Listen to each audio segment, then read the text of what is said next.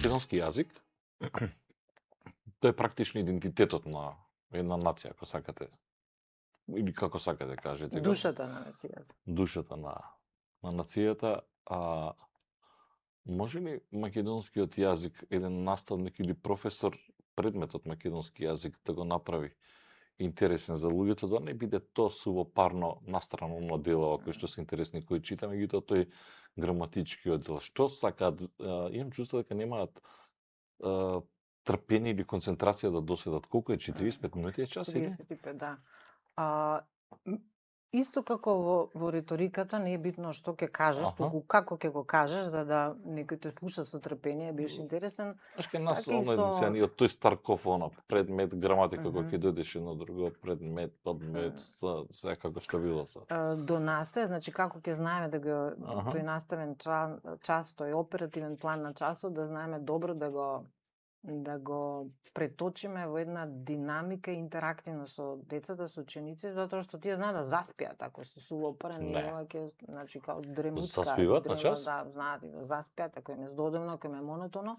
Ако не се движиш меѓу нив, па ги прашаш малку динамика, анализа и обично да се спореди. Мене ми е податлив предметот македонски јазик, особено кога зборуваме за литература, па и теорија на литература.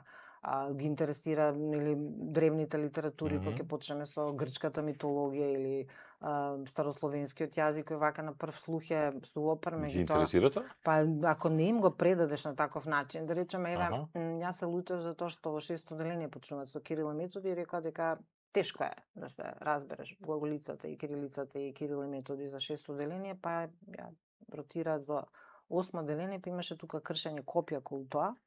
Ја баш кажав дека не може да им е тешко ако им се адаптира на нивната возраст. Не во смисла учителката да седне да каже се биле еднаш едни Лав и Марија, многу се сакале, па добиле 7 деца, па 7-то дете е Константин, нели, кој станал Свети Кирил, бил многу учен и така, нели, да им се раскажува. Меѓутоа, зошто да не? Понекогаш може и на таков начин да се интерпретира, па да им се долови едно литературно дело преку театарска представа или филмско стварување. Да ве прашам нешто, кога ќе дојдат во средно училиште, знаат кој е Кирил и Методи? Кои се Кирил и Методи? Не, затоа што кога ќе погледам анкети, например, што е 2 август, што е 11 октомври, немаат. Има и што не знаат, што викаат оној Кирил и Методи. Да. Затоа го прашав така прашање, знаат ли кој е Кирил и Методи? Шегувам. Знаат кој се Кирил и Методи? Знаат. А делава вака, например, Асо Шопов, Кочо Рацинова. Знаат, не знаат. Например, нашите генерации сега да не прашаш, ќе почнеме да рецитираме одма. Така е. Па и овие основците кога ќе дојдат деветоделенците имаат предзнаење од основно училиште. Сите? Па нијанси, некој повеќе, некој помалку. Знаете кај се лизгаат обично. Еве кога ќе им дадеме есеј прва година, значи зборам за времето пред ChatGPT. На есејот знаат да се лизнат затоа што не секој го има тој тренинг да знае што е вовед, дека во еден вовед дел не сме да има факти, дека во ведниот дел треба да ја најавиш темата, па во главниот дел иде на разработка на темата, па што да кажеш, па какви аргументи. Значи сето тоа треба да им се објасни убаво за да направат еден добар есеј. И сега техниката препишување сите ја користат. Устната интерпретација е таа што ќе го препознае, нели, моментот дали ученикот навистина разбира. Има моменти. Ќе го приметите. Има и ситуации кога детето знае да напише подобро отколку што знае да интерпретира. Затоа е наставникот да може сите негови страни да ги препознае и да работи со него таму кај што му е слаба кариката. Значи некој не може се буни или има трема или страв, не знае добра интерпретација, но она што недостасува на генерациите, особено после ковид, е да издржат да зборуваат без да има или вика или некои такви уфрленици во зборувањето, па и да не кажат една реченица полога, обично кратки реченици, како што има така терминологијата. Шо береш? Ти И доста, јас не се лутам кога користат нивен јазик, жаргон, сленг, и ја го користам. А стануваат кога влегувавте на час? Прва година стануваат и многу се сладки. Прва година стануваат и потоа се одомаќинуваат и веќе ги мрзи, нели? Како ви ги мрзи? Веќе втора, трета, четврта. Но има почит. Има, не можам да кажам дека нема почит кон наставниците, не може сите да бидат исти, зависи од семејството. Многу е битно, Мишко, семејството. Првата декада, првите 7 години се формира карактерот на човекот. Учителките се исто така најбитни. Тие треба да се најмокната карика во воспитно-образовниот систем. Затоа што учителката е првиот авторитет. Таа го препознава и го детектира и го учи како да учи. Значи, треба да ги научиме децата како да учат со радост, а не да учат затоа што треба, затоа што мора да имаат петки или затоа што е законски така, ќе ги казнат родителите ако не ги пратат во школа. Туку да учат со радост. Ако едно прваче едва чека да иде во школа, и потоа бега од тоа школа, се фрустрира, значи проблемот е во нас возрастните.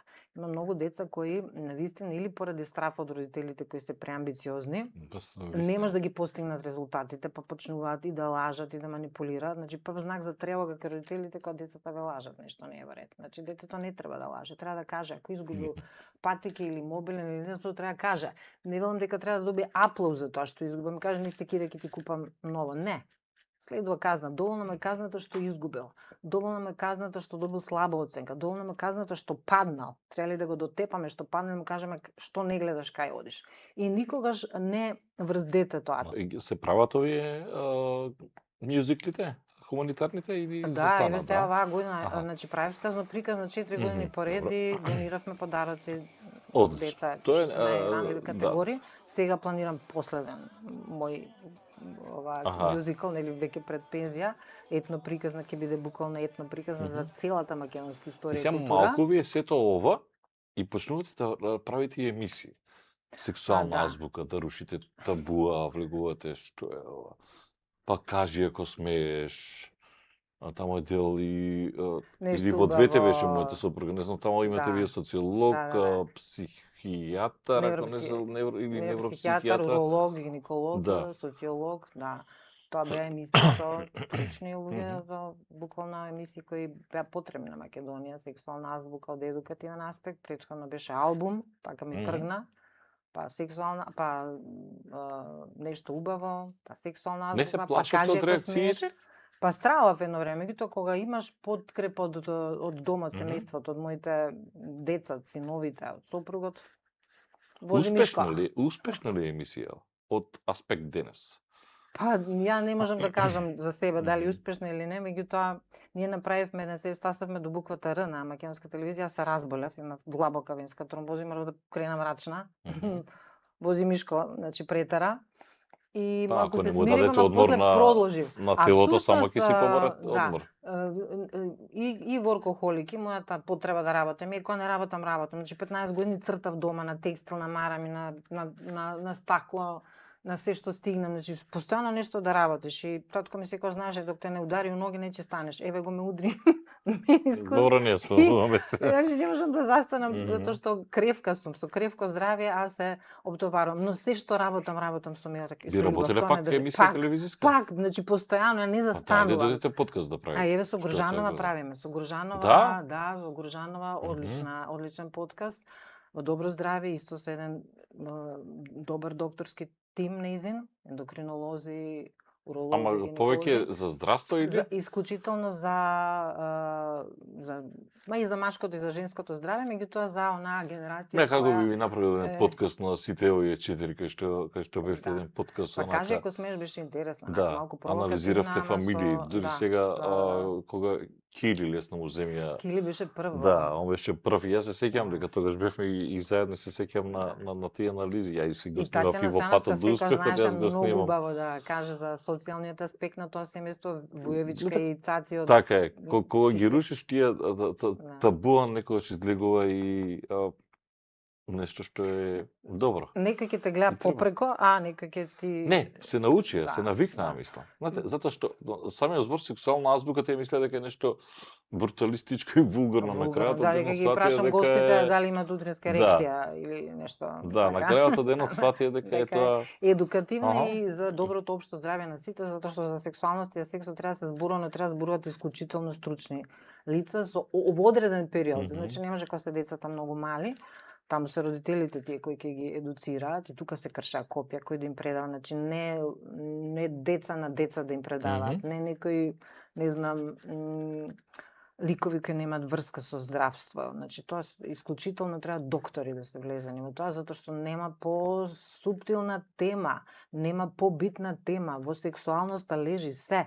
Значи, сите фрустрации, онако ќе одите ретро да испитувате зошто некој убиец е серијски убиец, точно му се испитува неговото детство, неговите сексуални навики, што го натерало тоа да убива жени или нели да ги да не спомнам сега, некрофилија, бестијално, сега кога читав не можев да поверувам на што човекот човечкиот мозок и ум е спремен да направи, како да го имате тоа денес на социјални медии. Па еве, се што сме читали, сме гледале филмови за соседствата, сега ни се случува тука. Добро, што е тоа што им недостига на младите денес? Кога е во прашање јазикот, културата на изразување? Трудолюбие им недостасува. Работни навики им недостасува. Не сака да работат. Сакаат се вака преку ноќ, одеднаш, да си го пле, веднаш сакаат да бидат менаџери, директори, други да работат за нив. Тоа генерално, не зборам за сите, генерално не сакаат многу да работат. Немаат, како да кажам, импут од нас возрастните, затоа што ја постојано го цитирам од Димитар Влахов, едно момче, веќе сум заборавила како се вика, ја им кажам таму Димитар Влахов, фризери, месари, преработувачи на брашно, шекер, значи деца кои се исклучителни, пар екселанс стручни лица во општеството, меѓутоа не се читачи. И сега, кога ќе им каже дека треба да читаат, ќе кажат професорка, шо ви ако сте прочитале толку книги кога возите пегла, тоа што возите пегла, полски Фиат. Значи тие веднаш гледаат кеш. Кој ќе им кажам, некош правиме представа, професор ќе има кеш, хуманитарна е представата. Добро да некој кеш дали има. Значи се име во еден материалистички систем, тие се отруени за материјално. Нема да се работи волонтерски, волонтеризам се поретко и поретко ќе биде. Значи се гледа да работат за пари. Што е оправдано од некаде, меѓутоа мораш да го поминеш ти тој период на ентузијазам кога ќе работиш и така за да стекнеш искуство, да стекнеш работни навики и мислам дека ни недостасува на сите трудолюбие. Ви се случило некогаш да ве расплака некој ученик од, не знам, од емоционална приказна? Јас сум плачка. Да? Ако ќе видам ученик да плаче, ја плачам со него. Значи, имаме деца што изгуби родители, имаме и трагични ситуации за време на ковид. Јас сум плачка, децата ме знаат. Ја не можам да поднесам една детска солза. Ако плаче било што или за оценка, ако бил 5 минус ке мене или 4, па плаче, па седнуваме двајцата. Одма ставате петка? Не, објаснувам. Зошто добил? Па се, па една реченица по реченица. Јас секогаш писнените на увид сум им ги давала. Цел час ми поминало да им кажам зошто има некој 5 на 4, некој има 4 на 5, за да знаат. Никош немало тоа оценките да им кажеш и тоа е закон. Па ќе ја прифати, па ќе ја поправи. Значи сум имал ученички кои во прва година добивале двојка, тројка на есеот и плачеле, меѓутоа после до крај на година имале петки затоа што научиле да пишуваат. И сега, кога ќе се вратите наназад, кога ќе свртите поглед, што најсилно чувствувате? Гордост, благодарност или нешто што ви останало недокажано? Гордост не затоа што немам зашто да се гордеам, значи имам мајка, сум остварена со 2 прекрасни машки деца, најдобри на свет, но тоа не е за гордење, да речеме. Добро. Можеби се, големи се? Да, Нешко сега 33 години направи, Алекса 26, многу добри деца. Тука сум најблагодарна на свет затоа што имам прекрасни деца, но тоа не е за гордење, сакам да кажам. Многу сум среќна за тоа што го работам. Среќата е кога не се враќаат нозете кога одиш на работа. Цел живот го работам тоа што го сакам. Никош не сум работела нешто што морам да го работам. Што го работам на сила. И телевизиските експерименти, јас го работам како аматер. Цел живот им се извинувам на новинарите што сум влегала таму кај што не ми е место. Меѓутоа тоа е тезга, затоа што ти треба кеш. Затоа што платата не ни е доволна за достоинствен живот. Епа, драги гледачи, Кили не ја расчеречи камерата и не упропасти емисијата. А знаете ли зошто? Затоа што го има тоа тука. Потребна ли е реформа на образованието? Надвор од политики не ме интересира тоа. Мислам дека најчести реформи во образованието. Кога знам за мене постојано реформи, уште во моја време или средно насочено, сегде у Кина од горе од Словенија, од Триглав па до Вардар, ние воведовме средно насочено во Орца Никол, само што завршив јас, почна средно насочено и од класична гимназија отиде на машинска, на не знам што беше, кои струки беа во Орце Николов.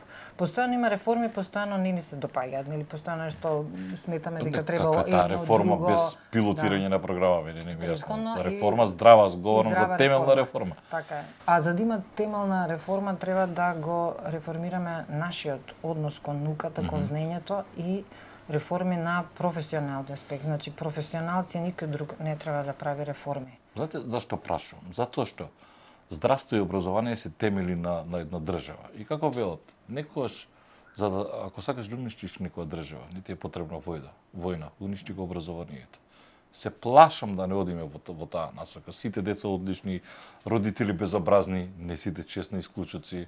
Можеби нашиво се претерувало кога наставникот ќе те искара, па се плашиш и дома да кажеш дека си искаран. Балансот го изгубивме. Некако образованието станува бизнис. Се станува бизнис, време на материализам, по суров капитализам и од времето на француската буржуазска револуција, но професионализам не остасува и компетентни луѓе. Значи, А имаме? Има колку сакате, меѓутоа никако да испливаат на површина. Значи на вистинско место, во вистинско време, вистински човек ете вистинска реформа. Од аматеризам, од партиски игри, од препукувања настрадавме. Инаку Македонија навистина рассадник на и честни луѓе, и добри луѓе, и паметни, и луѓе кои знаат, но никако дивите ги избрка питомите и ова што ни се случува последниве години на транзицијата, никако да престане, што би рекол професор Венко Андоновски, негативна селекција. Детски болести, ние веќе 35 години, тоа е сериозен... Негативна селекција не убива, не пропаствува, затоа што не е секој на свое место. Значи, секој треба да биде на своето работно место и да работи навистина посветено. Тогаш ќе ни тргнат работите како што треба. Едно време беше со ваква младина не треба да се грижиме за нашата иднина. Со ваква младина треба да се грижиме ние сега. За жал им ја одземавме иднината на нашата младина. Ние сме виновниците, затоа што оваа младина како да нема иднина во Македонија, како Македонија се претвара во земја на старци, на пензионери. Очекувам школите ги претворат во старски домови, што е апсурд, што е еден преседан. Така што не можеме многу да викаме по младината, затоа што ние таа младина ја создадовме и таа е резултат на нашето недолично однесување. Значи, ние возрастните седи кец. Задоволство ми е секој со вас да се разговара. Многу успех и уживајте во работата уште малку, барем во она што го сакате, библиотека. Исто, мене ми е често заталка во една емисија кај што не ми е место, меѓутоа се радувам затоа што зборувавме за многу успешни луѓе, успешни моменти и да сватиме дека најголемиот успех кога знаеш да се радуваш на туѓ успех.